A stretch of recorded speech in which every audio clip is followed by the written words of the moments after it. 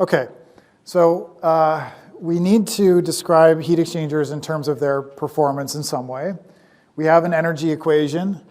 There's other ways then that you can kind of manipulate the equations to write out what the heat exchanger performance is going to be. So what I mean here is, let's maybe start writing out an alternate form, and you'll see how it ties in. So there's something called log mean temperature difference.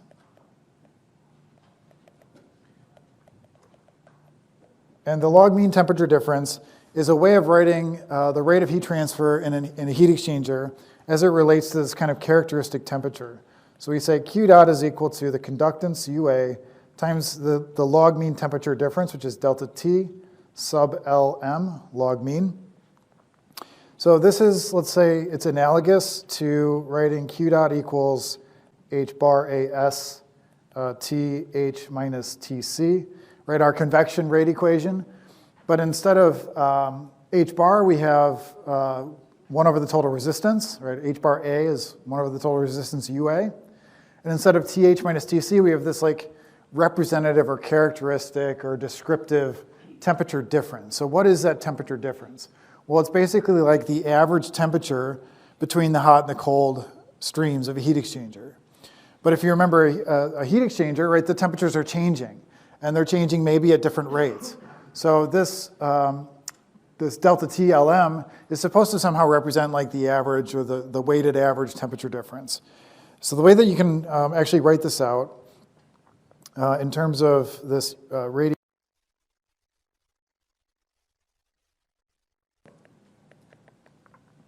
we'll write out the energy equation for the cold, which is Q dot equals C dot C times TC out minus TC in.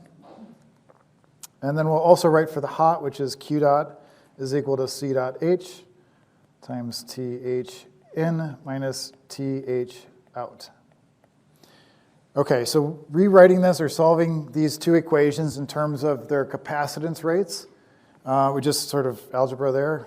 C dot C equals Q dot over TC out minus TC in. And then C dot H equals Q dot over TH in minus TH out. Okay, just rewriting that. So now we're going to take these two equations and we're going to sub both of these into the UA equation. I'll call it the UA equation. It's the one that we talked about last time here. So just rewriting this down here.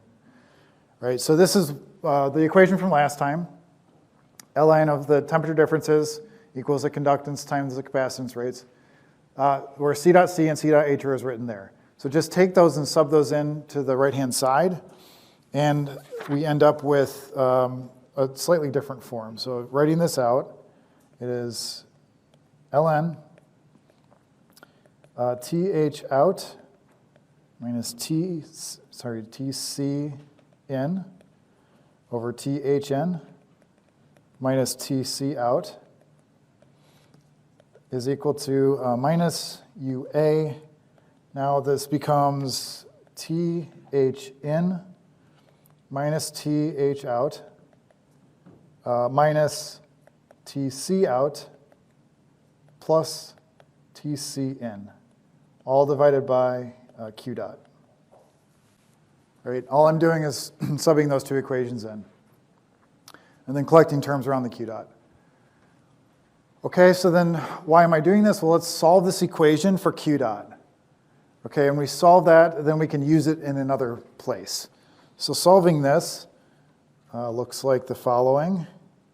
Q dot is equal to minus UA times, let's see, this whole big thing here. So I'll make a big bracket.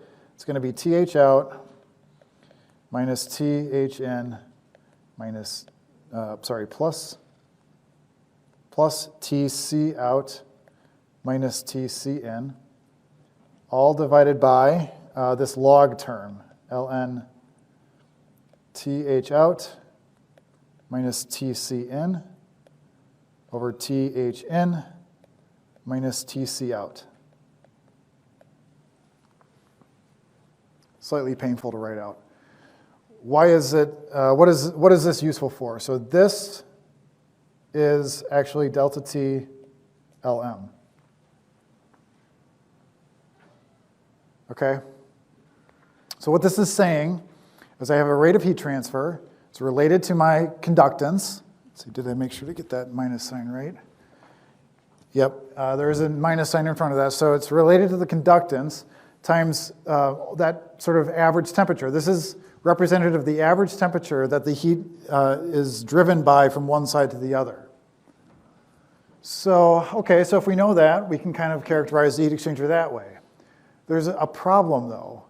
And that problem is, look at the denominator. All right, so if we look down here, when is there going to be a problem with this denominator?